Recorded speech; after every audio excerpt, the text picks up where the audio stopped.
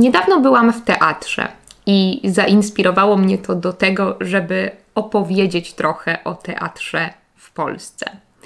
Czy Polacy w ogóle chodzą do teatru? Czy polskie teatry są ładne? Czy są drogie? O tym wszystkim będę mówić w dzisiejszym podcaście. Ja mam na imię Ania, jeśli jesteś tu pierwszy raz.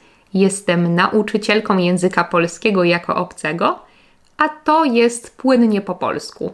Kanał i podcast dla uczących się języka polskiego.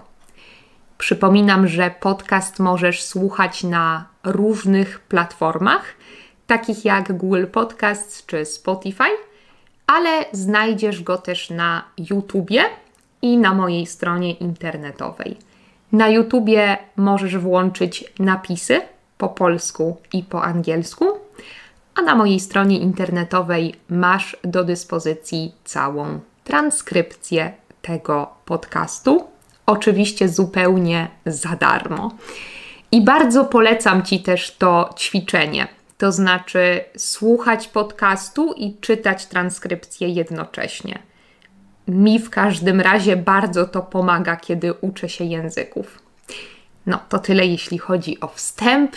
Zaczynamy. Według danych z 2021 roku w Polsce działało 185 teatrów i instytucji muzycznych razem. W 2021 roku wystawiły one w sumie 30 000 przedstawień i obejrzało je prawie 5 milionów widzów. Dla porównania, w tym samym roku w Polsce działały 523 kina, gdzie wyświetlono prawie 1,5 miliona seansów, które oglądało 27,5 miliona widzów. Więc jak możesz już zauważyć, jak możesz wydedukować, kina cieszą się większą popularnością w Polsce niż teatry. Zdecydowanie.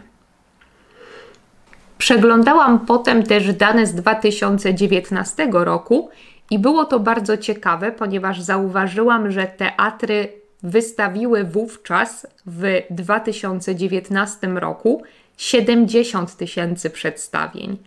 Dlatego możemy zauważyć, że 2021 rok był też specyficznym rokiem. Był to rok, kiedy mieliśmy jeszcze dużo restrykcji pandemicznych i w związku z tymi restrykcjami często działalność teatru była zawieszona. Teatry często musiały zawiesić swoją działalność. Zawiesić działalność to znaczy mieć przerwę w działalności. Więc czasem przez restrykcje pandemiczne teatry nie mogły w ogóle działać, musiały być zamknięte, a czasami mogły działać, ale żeby do nich iść, musieliśmy mieć maseczkę na przykład, co nie dla każdego wydawało się atrakcyjną opcją.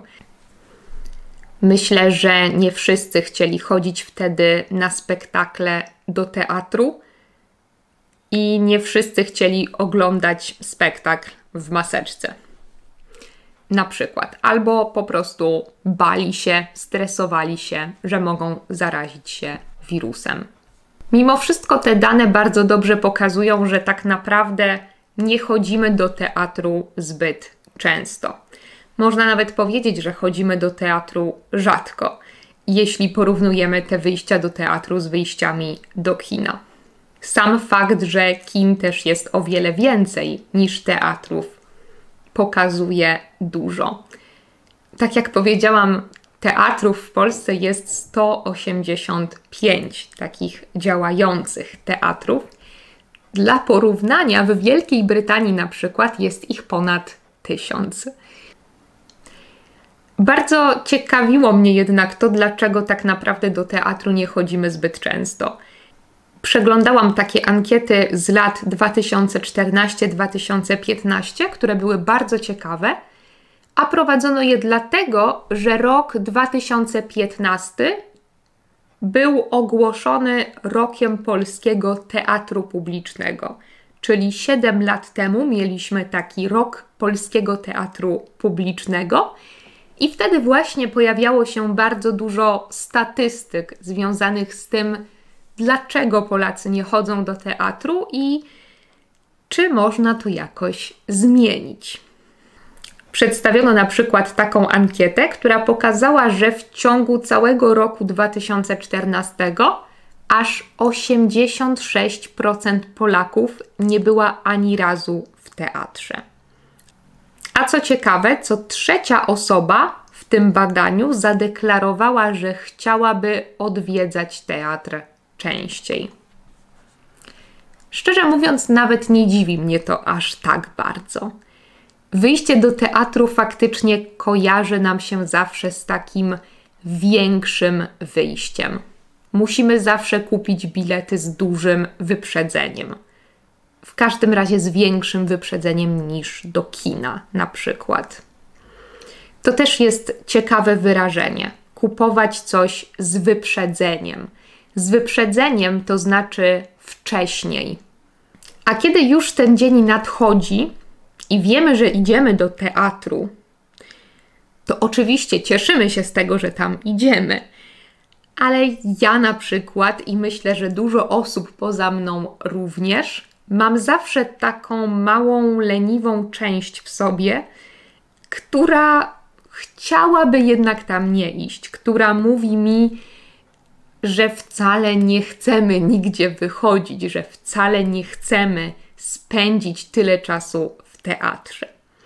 Bo faktycznie teatr zajmuje bardzo dużo czasu, jeśli liczyć nie tylko spektakl, ale też przygotowanie się do wyjścia, dojazd, bo przecież musimy być wcześniej w teatrze, nie możemy się spóźnić do kina, możemy się spóźnić, i powrót z teatru. Samo przygotowanie się do tego wyjścia też jest inne, bo ubieramy się bardziej elegancko. Nie wiem, jak to wygląda w Twoim kraju, ale w Polsce raczej staramy się ubierać elegancko, kiedy idziemy do teatru. Chociaż zauważyłam, że wiele młodych osób już raczej nie przestrzega tej zasady, nie respektuje tej zasady. Bardzo często widać taką też różnicę pokoleń w teatrach. To znaczy, starsze osoby są ubrane bardzo elegancko, a młodsze czasem przychodzą w normalnych, codziennych strojach. Ostatnio w teatrze widziałam nawet kogoś w bluzie sportowej. Ale oczywiście nie wszystkie teatry są też takie, że zobowiązują nas do jakiegoś bardzo eleganckiego stroju. Są też teatry mniejsze, tańsze, które wyglądają bardzo zwyczajnie i nie ma w nich często niczego specjalnego. Na pewno teatrem, który zmusza nas do eleganckiego stroju, jest piękny Teatr Wielki w Warszawie. Teatr Wielki to w ogóle też pierwszy teatr w Polsce, który został wybudowany w 1765 roku przez ostatniego króla Polski, Stanisława Augusta Poniatowskiego. To właśnie był taki król, który bardzo dbał o kulturę i o edukację w Polsce. Mam trochę wrażenie, że to dlatego, że przeczuwał, że losy Polski były trudne, bo przecież Polska zniknęła z mapy świata w 1795 roku po III rozbiorze. Inny teatr, który jest uważany za bardzo piękny w Polsce, to na pewno Teatr imienia Juliusza Słowackiego w Krakowie, który też był wzorowany na operze paryskiej i na operze wiedeńskiej. Jego architektura i jego budynek był wzorowany na tych operach. Ale wracając do dyskusji, do dywagacji o tej leniwej części, która przekonuje nas, żebyśmy jednak nie szli do teatru. Kiedy już się przełamiemy, to znaczy kiedy już zdecydujemy się, żeby iść mimo wszystko, jest to zawsze dobra decyzja. Mimo że wcześniej mogę mieć wiele wątpliwości, pod koniec spektaklu nigdy nie żałuję poświęconego czasu, nigdy nie żałuję wydanych pieniędzy i zawsze obiecuję sobie, że odtąd będę chodzić częściej do teatru. To jednak nie zawsze wychodzi, więc myślę, że jestem tak jak ci Polacy, którzy w tym sondażu z 2014 roku przyznali, że chcieliby chodzić do teatru częściej. Podobno w sondażu Polacy mówili, że bilety do teatru są za drogie. Ale to też nie jest do końca prawda. Oczywiście są takie teatry jak Teatr Wielki w Warszawie, gdzie bilety faktycznie są bardzo drogie. Ale są też małe teatry, gdzie możemy kupić bilety za naprawdę przyzwoitą cenę. Myślę nawet, że gdybyśmy porównali ceny biletów w takich mniejszych teatrach z biletami do kina, to ceny byłyby porównywalne. I to jest właśnie to, co uwielbiam w teatrach w Warszawie.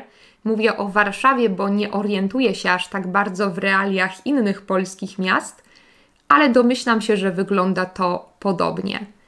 Możesz iść do teatru, nie płacąc aż tak dużo za bilet. A jeśli chcesz zapłacić jeszcze mniej, ale to już jest propozycja tylko dla spontanicznych osób, to są takie bilety, które nazywamy wejściówkami. Powiedzmy, że w jakimś teatrze jest na przykład dzisiaj spektakl o 19:00. Mogę tam iść 15-20 minut przed spektaklem i zapytać, czy zostały jeszcze wejściówki. Czy są jeszcze wejściówki? Czyli bilety, które się nie sprzedały, które nie zostały sprzedane. To są wolne miejsca, które nie są wykorzystane. Taki bilet kosztuje naprawdę niewiele. Jest to mniej więcej cena kawy prawdopodobnie w tym momencie. Trzeba być jednak przygotowanym na każdą ewentualność oczywiście, bo bilety mogą być, ale też może ich już nie być. Dlatego uważam, że to jest propozycja tylko dla spontanicznych osób, ale myślę, że warto spróbować, bo wejściówki bardzo często są dostępne. Trzeba tylko koniecznie upewnić się, że dany teatr, ten teatr, do którego chcemy iść, na pewno ma taką opcję. Na pewno proponuje wejściówki i ile czasu musimy być przed spektaklem, żeby dostać wejściówkę. Zazwyczaj jest to napisane na stronie internetowej. Wiele osób w tej ankiecie, o której wspominałam z 2014 roku, mówiło też o tym, że nie chodzą do teatru, ponieważ mają zbyt mało wolnego czasu. To prawda, teatr pochłania, teatr zabiera bardzo dużo czasu. Musimy poświęcić bardzo dużo czasu, kiedy chcemy iść do teatru, ale na pewno warto zrobić to od czasu do czasu. To jedna z tych aktywności, dzięki którym zupełnie wyłączamy mózg, wyłączamy myślenie. Jesteśmy tu i teraz. Przynajmniej ja tak mam. Niektórzy mówili też w ankiecie, że są zbyt zmęczeni po pracy, żeby iść do teatru. Myślę, że bardzo często tak mamy, bo wydaje nam się, że jesteśmy zmęczeni, ale właśnie taka aktywność to lekarstwo na zmęczenie. Oczywiście nie zawsze, ale bardzo często po takim wyjściu, szczególnie wyjściu kulturalnym, czujemy się lepiej. Zapominamy o naszym wcześniejszym zmęczeniu. A Ty jak myślisz? Koniecznie daj mi znać w komentarzu, czy chodzisz często do teatru, a jeśli rzadko, to dlaczego i czy chciałbyś chodzić tam częściej? Mam nadzieję, że ten podcast Ci się podobał, a jeśli nie, to mam nadzieję, że spodoba Ci się następny podcast, który zrobię. Ja oczywiście bardzo, bardzo dziękuję Ci za to, że dotrwałeś aż tutaj. To naprawdę wiele dla mnie znaczy. I słyszymy się w następnym odcinku. Jeśli masz jakiś pomysł na kolejny podcast czy filmik, to też daj mi znać. Bardzo chętnie będę zbierać takie pomysły. Pa, pa!